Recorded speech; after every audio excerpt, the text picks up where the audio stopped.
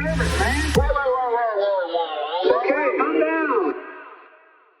We're going to take a look at your exchange with Matt Miller about Israel's all-out war on journalism. A lot of journalists have been killed, maybe 90 and so on.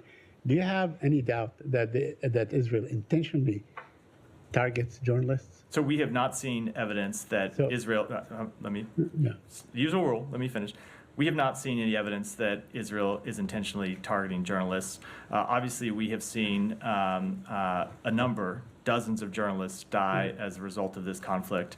Saw one, Samer Abu Daqqa from Al Jazeera, who was just killed in recent days.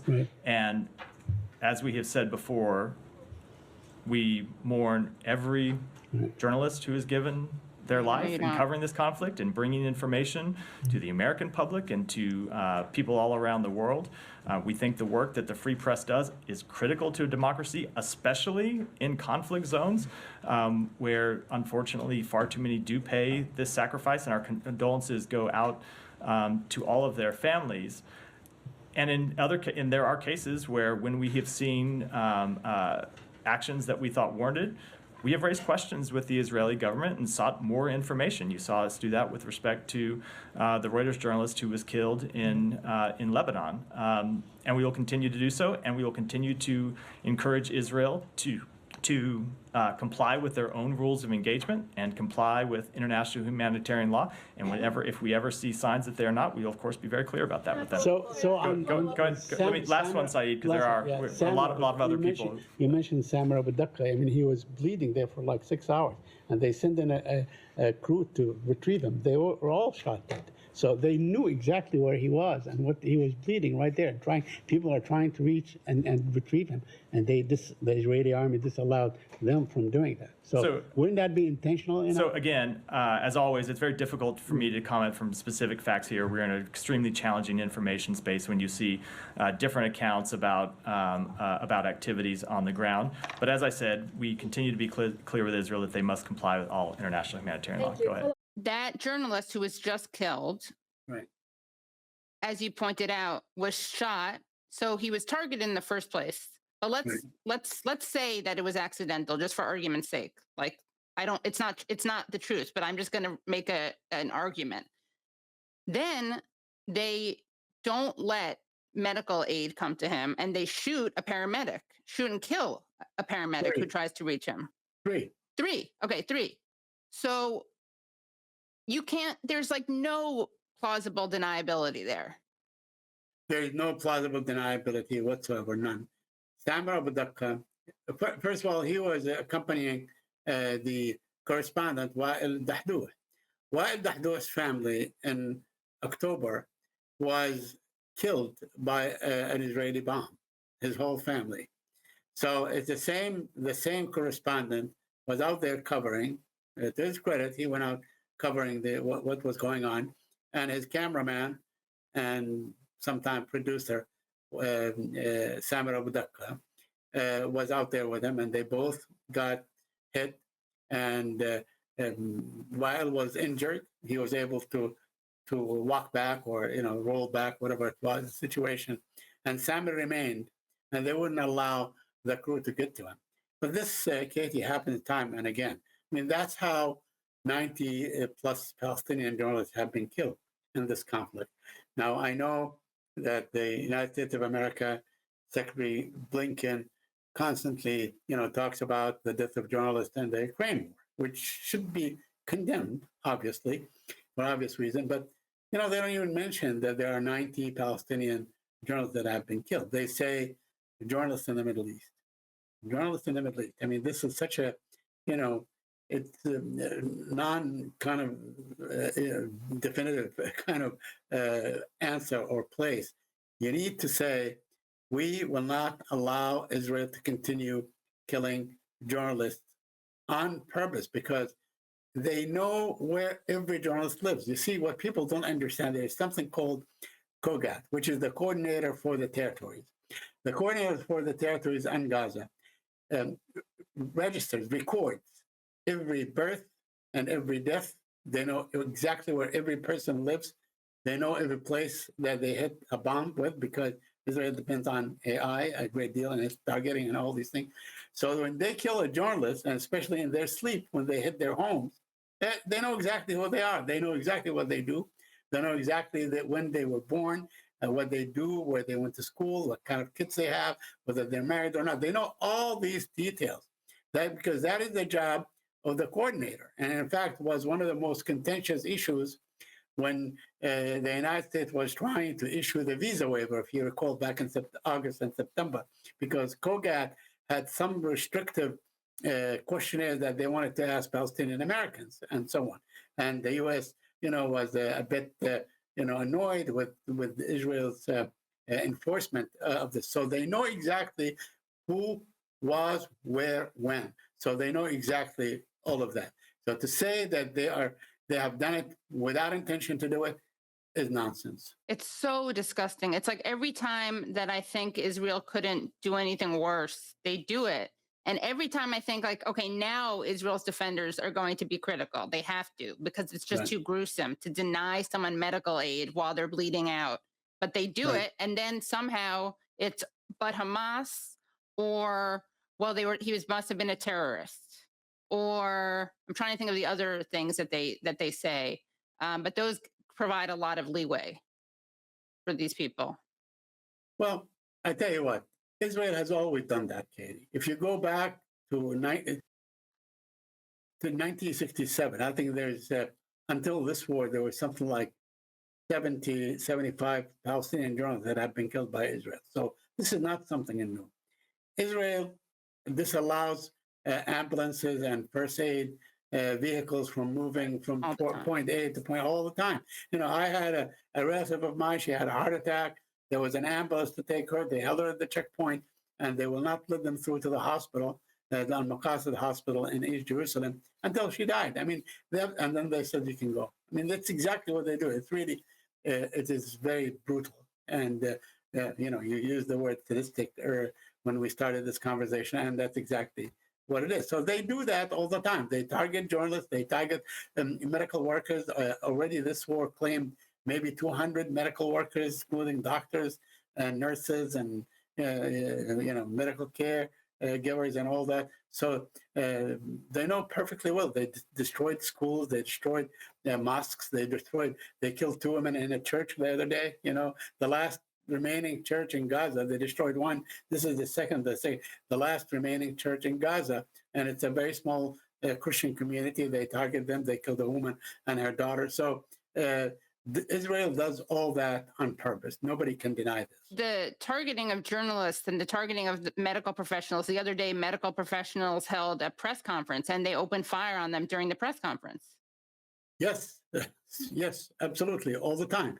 Now, if you do any kind of organization, you'll be targeted.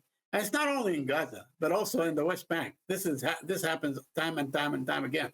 People in Hebron, many peace activists, if you go to Hebron, they will disallow you from walking the streets. The police and the army will not allow you to talk to people, will not allow you to conduct interviews, will not allow you to go, if there are certain areas where Palestinians are not allowed to go through the roads and sections and so on in the city itself. So this happens all the time. This is Israel's policy. I think Simone said it best when she was talking about the ADL and so on. Their purpose, of course, they focus on Israel, but also to leave the Palestinians out of the conversation, not to talk about the humanity of the Palestinians. They don't exist. And we heard all kinds of statements by the defense minister, Gallant, by other people that spoke of people in Gaza as not being human or human animals or all that. So that is that where it all begins. I mean, this is the kind of basic concept that Israelis treat the Palestinians with. Did you know any of these journalists personally? Yes, of course. Of course, I know them. I know.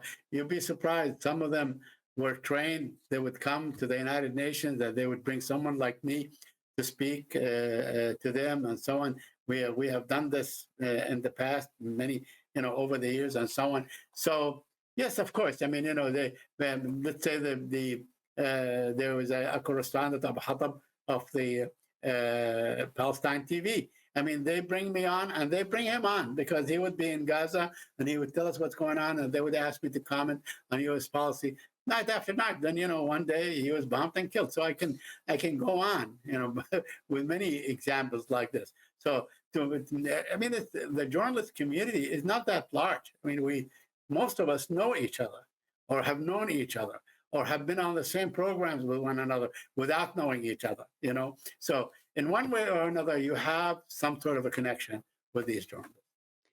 And the only reason that they talked, I think, about Shireen Abu Akleh in the first place was because she was Palestinian American. I think if she was just Palestinian, it wouldn't have made American news. Well, I mean, it's, I don't know. I mean, it's the person that was shot with Shireen is my colleague in my newspaper. So he was shot, like, I think maybe 6 times, but he was hit first.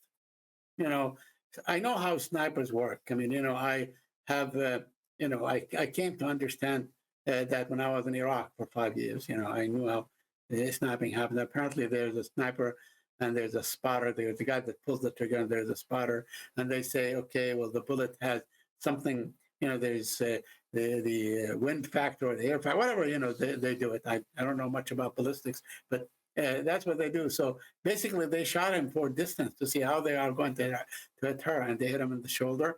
He fell, then they hit her. So it's not only intentional but premeditated. Did he survive? Yes, he did. He survived. Okay. He was recently also wounded, went to the hospital and survived. He's an amazing guy. He's got 9 lives. Wow. Yeah. Jesus. That's the other thing that's so heartbreaking is that you see these kids rescued from the rubble. You see kids rescuing their dogs from the rubble. You see a doctor with a baby and you can't even breathe a sigh of relief because they could be killed the next day. Yes, they are. I was reading a disheartening story about a young girl. I think she was 4. She lost her legs. And then I think a couple of days ago, she was hit and killed. So, yeah, I mean, this happens over and over again. Remember, Kay, at least 20,000 people have died. We don't know how many, right, because there are thousands under the rubble. We don't know, and we don't know how many will die of their wounds, because there's something like 50,000 wounded, and some of these wounds without any medical care, because the last hospital ceased to provide services. So the Israelis, are making sure that the hospitals don't function because they don't want services given. They don't want people to survive. They want to force people out. This is the intention all along, despite what the administration says. I mean, you heard me ask Matthew Miller about that. And he said we are committed to the non-movement of Palestinians, the forcible movement of Palestinians. But in fact, despite what the administration thinks, the Israelis want the Palestinians out of Gaza. Do you take it personally, like as a person who you belong to this group that is dehumanized? Are you able to separate it? Absolutely. I mean, I am an old coot, so I've been around the block a few times. I hold it, but I'm a human being also. I mean, when I see, I get on all these programs late night, for instance, the Arabic television programs and so on. And they show these scenes of babies dead and toddlers. I have a 2-year-old grandson, and Greg? to me, Greg, exactly. From your Twitter Greg, bio, yeah. Yes, Greg. My daughter met her husband in law school and so on, and he's Jewish, and so my grandson is I see. I mean, I understand how these families feel about their kids and their children, and just to see how they die in the hundreds. It's easy. It's amazing. It's mind-boggling. How could the world take such a thing? I mean, we know how we feel about our kids and grandkids. So they feel the same way. These are parents, and these kids, they if they survive without their parents, or without their grandparents, or without the extended family. It is really heartbreaking. So, yeah. To answer your question, of course, I mean, I feel it.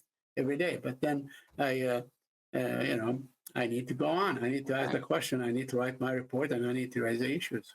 Yeah, it's just so I can't get over how it's just like this is it's just murderous, and we're seeing it, and we see the babies, like you're saying. I don't understand how these people sleep at night. Although, Rafat Al-Arir said during a stream, not with me, but someone else, he was saying, well, that implies they have a conscience, which they don't. But that's another example of targeting. Like, we know that Rafat Al-Arir, they targeted his sister's apartment. So they didn't bomb the entire apartment building. They just bombed the apartment because they knew he was there. Yes. And in fact, his last tweet said honestly that this may be my last tweet.